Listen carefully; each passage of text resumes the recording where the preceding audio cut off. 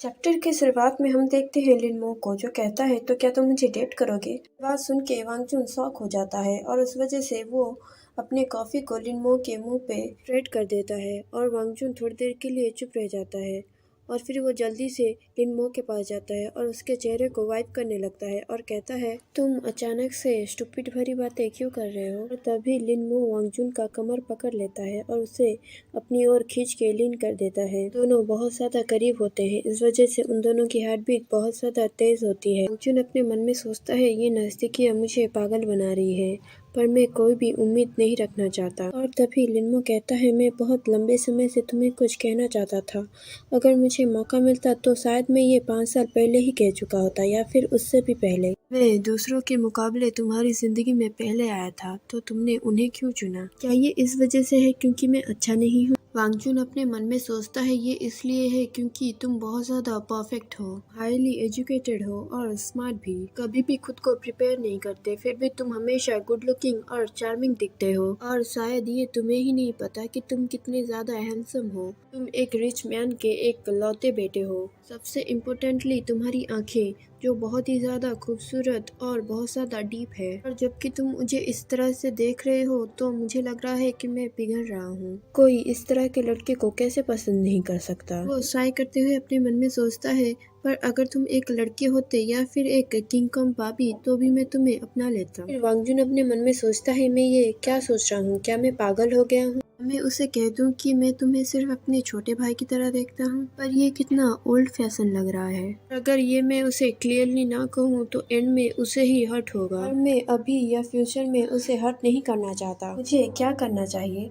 और फिर वो वांगजुन को कहता है तुम पागल लड़के, ऐसी बात नहीं है कि मैंने हमेशा दूसरों को चुना, पर मेरी कुछ चाहते हैं जिसे तुम पूरा नहीं कर सकते। लियो थोड़ी देर के लिए चुप रहता है और फिर कहता है तो फिर तुम अब से अपनी चाहत को चेंज कर लो। अर्जुन बहुत ज्यादा शॉक होता है और वो अपने मन में सोचता है तुमने ये क्यों नहीं पूछा कि मेरी चाहत क्या है, तुम अनएक्सपेक्टेड बातें क्यों कर रहे हो। लिनमो बहुत ही ज्यादा क्यूट फेस बना के वांगजुन के आंसर का इंतजार कर रहा होता है। वांगजुन कहता है ये कोई ऐसी चीज नहीं है जिसे हम बात करके चेंज कर ले, और अगर मैं तुम्हें शुरू से ही पसंद कर सकता तो मैं। और तभी लिनमो वांगजुन को किस कर लेता है और फिर वो दोनों एक डीप किस के बाद अलग होते हैं। लिनमो कहता है मैं ये नहीं सुनना चाहता कि तुम मुझे पसंद नहीं करते। आगे से जब भी तुम ये बात कहने की कोशिश करोगे तो मैं तुम्हें इसी तरह से किस करूंगा, तब तक जब तक तुम ये नहीं कहते कि तुम मुझसे प्यार करते हो। फिर लिनमो कहता है क्या तुम भूल गए हो कि हमने किस से भी ज्यादा कुछ किया है। फिर वांगजुन ब्लश होते हुए अपने मन में सोचता है एक किस से भी ज्यादा। लिनमो फिर से वांगजुन के करीब आने लगता है तो लिनमो कहता है तुम क्या कर रहे हो, रुको, मैं सीरियसली इस बार पागल होने वाला हूँ।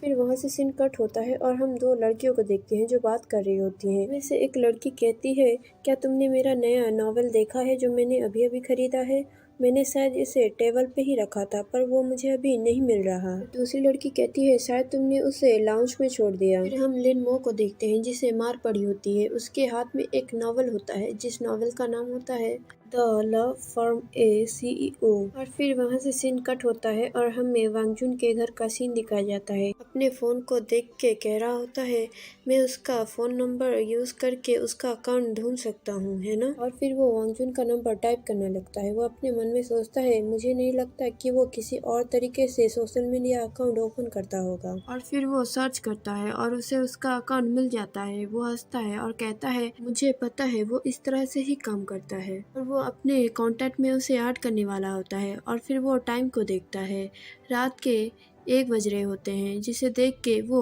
लेट जाता है और अपने मन में सोचता है क्या वो अभी सो रहा होगा। फिर वो ब्लश करने लगता है। वो अपने मन में सोचता है हम दोनों एक दूसरे के साथ सोए थे और उसके बाद उसने मुझे अपना लव कन्फेस किया, तो क्या मैं अगर अभी उसे ऐड करूंगा तो वो मेरे बारे में कुछ गलत सोचेगा। फिर वो रेस्टोरेंट के सीन के बारे में सोचता है। वो सोचता है कि मैंने उसे फोर्सफुली पीछे ढकेल दिया था। मैं वरीड हूँ कि अगर उस वजह से उसे सैड फील हो रहा होगा। वांगजुन ने लिनमो के सिर पे बहुत जोर से मारा था और गाली दे के कहा था कि तुम ये क्या कर रहे हो। और फिर लिनमो एक कोने में बैठ के रोने लगा। वांगजुन अपने मन में सोचते हुए कहता है मुझे ऐसा नहीं करना चाहिए था, वो कितना क्यूट है। और फिर उसे याद आता है लिनमो ने कहा था कि हमने एक किस से भी ज्यादा किया था और फिर वो अपने मन में कहता है मैं कैसे भूल सकता हूँ। और फिर वो याद करता है कि उस रात क्या हुआ था और हमें उस रात का सीन दिखाया जाता है। यहाँ पे वो दोनों किस कर रहे होते हैं। लिनमो कहता है तुम ड्रंक हो। वांगजुन कहता है नहीं, मैंने सिर्फ 6 बोतल ही पी है। वांगजुन लिनमो का चश्मा उतारता है। लिनमो कहता है ऐसा कहना बंद करो। वांगजुन कहता है रुको मत डार्लिंग। लिनमो कहता है अगर तुम मुझे इसी तरह से सेड्यूस करोगे तो मैं अपना कंट्रोल खो दूंगा। पर वांगजुन तो नशे में होता है। वो लिनमो को पुश करके उसके ऊपर आ जाता है और कहता है मुझे एग्रेसिवली ये करना पसंद है। वांगजुन लिनमो के गले पे निप्पल कर रहा होता है और वो धीरे धीरे नीचे जा रहा होता है। लिनमो बहुत ही ज़्यादा ब्लश कर रहा होता है और वो वांगजुन को रोकता है और उसके ऊपर आ जाता है। वो उससे पूछता है क्या तुम्हें पता है मैं कौन हूँ? मुझे मेरे नाम से पुकारो। पर वांगजुन कुछ भी नहीं कह पाता।